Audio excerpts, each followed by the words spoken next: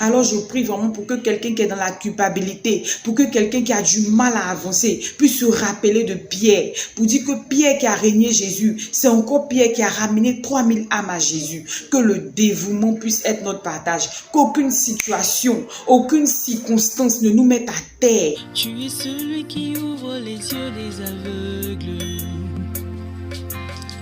Tu es celui qui change les vies.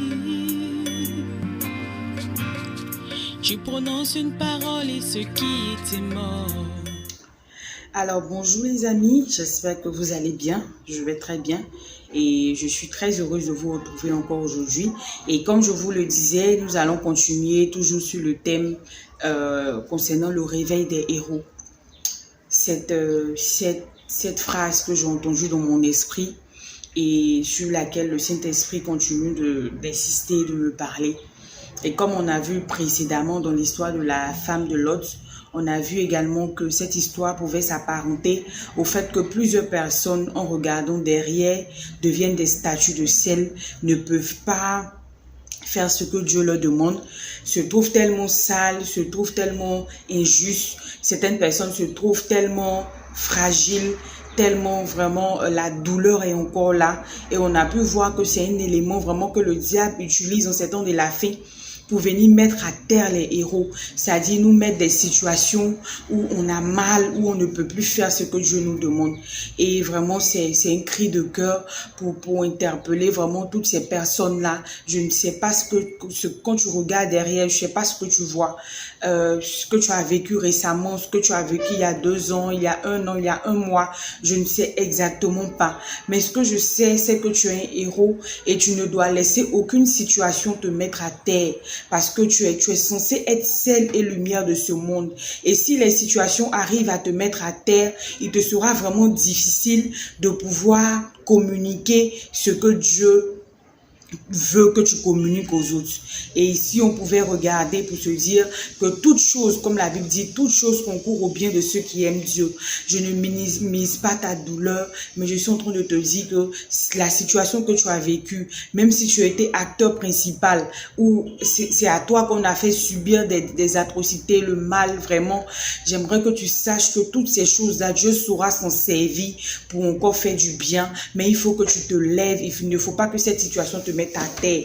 Et pour la deuxième histoire, j'aimerais qu'on puisse voir ensemble l'histoire de Pierre. Vous voyez, parfois je réfléchis à l'histoire de Pierre et c'est tellement impressionnant. Quelqu'un qui aimait Dieu, mais qui ne savait pas, qui n'avait pas forcément les bonnes manières de l'aimer. Vous voyez, mais quelqu'un qui était prompt. On peut regarder lorsque Jésus est revenu, c'est Pierre qui a voulu aller marcher sur l'eau avec Jésus. Vous voyez, Pierre était vraiment quelqu'un qui était vraiment attaché à Jésus. Mais Jésus a vu que Pierre allait le régner. Et quand il a dit à Pierre, Pierre a dit non, pas moi, je ne vais pas te régner. Mais Dieu, Jésus connaissant tout, il était sûr de ce qu'il disait. Et ce qui me marque, c'est que lorsque Pierre a régné Jésus, qu'est-ce qu'il y a de pire que de régner Jésus? Qu'est-ce qu'il y a de pire que de régner Jésus? Quelqu'un avec qui tu as marché, quelqu'un avec qui tu as mangé, quelqu'un pour qui tu as juré que tu allais donner ta vie. Mais Pierre a régné Jésus. Vous voyez? Et par la suite, le Saint-Esprit est rentré dans la vie de Pierre. Et ce Pierre qui a régné Jésus, qui n'était pas capable d'assumer ses responsabilités en disant qu'il connaissait Jésus, on ne va pas lui en vouloir parce que ça n'était pas facile. Voilà, c'était au prix de sa vie. Mais c'était une trahison. Je ne sais pas encore ce que tu as vécu, mais j'aimerais que tu puisses regarder la vie de Pierre. Aujourd'hui, je me demande, et si Pierre se taisait? Parmi les autres disciples, c'est Pierre qui a prêché. Nous allons lire ensemble dans le livre de Actes. Dans le livre de Actes 2, à partir du verset 37. Et lorsque Pierre a prêché, la Bible dit, après avoir entendu ce discours, il eut le cœur vivement touché. Et il dit à Pierre et aux autres apôtres, hommes frères, que ferons-nous? Pierre leur dit, répondez-vous et que chacun de vous soit baptisé au nom de Jésus pour le pardon de vos péchés. Et vous recevrez le don du Saint-Esprit. Amen. Et dans la suite, la Bible va nous dire que ce jour, il y a eu 3000 personnes qui se sont converties. Quelqu'un derrière qui a régné Jésus. Quelqu'un qui est passé. Je ne sais pas ce que tu as fait. Peut-être que tu as commis un péché grave. Peut-être que tu as vécu une situation où tu n'as pas été capable de reconnaître Jésus. Tu es tombé dans le péché. Peut-être que tu as fait vivre des atrocités à une personne.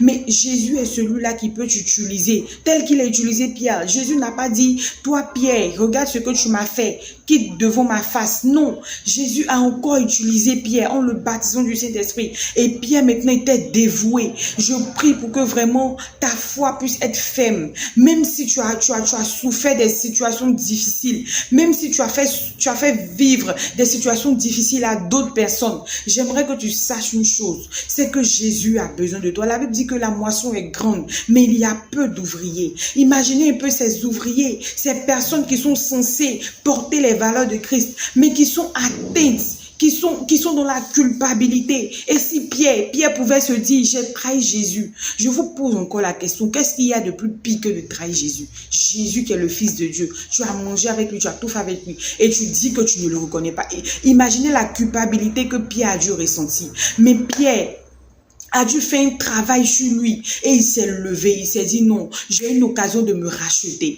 Quand le Saint-Esprit est tombé sur lui, Pierre s'est levé et il a commencé, il pouvait même se priver du Saint-Esprit, il pouvait même se mettre à l'écart pour se dire que moi, parmi tous ses disciples, c'est moi qui ai trahi Jésus. Mais Pierre a tenu ferme, et Dieu par sa grâce l'a utilisé pour que des âmes soient sauvées. Amen. Je ne sais pas dans quelle situation tu es, mais j'entends toujours dans mon esprit le réveil des héros. Il faut qu'aucune situation ne te mette à terre. Si tu étais à terre, lève-toi. Si tu avais vécu une situation douloureuse, demande à Dieu de guérir ton cœur. Et dans ce processus-là, commence à parler de Jésus autour de toi.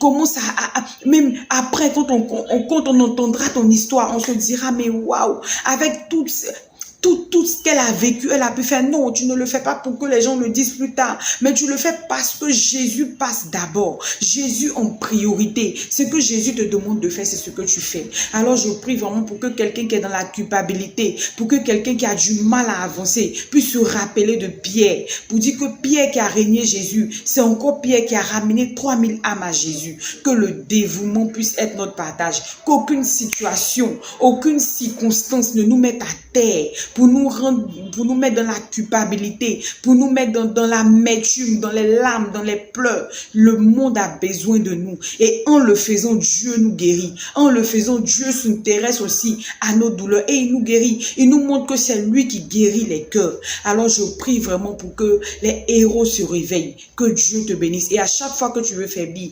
rappelle-toi de Pierre. Peu importe ton péché, rappelle-toi de Pierre. Il faut que tu te lèves, vaillant héros. Il faut que tu sois courageux.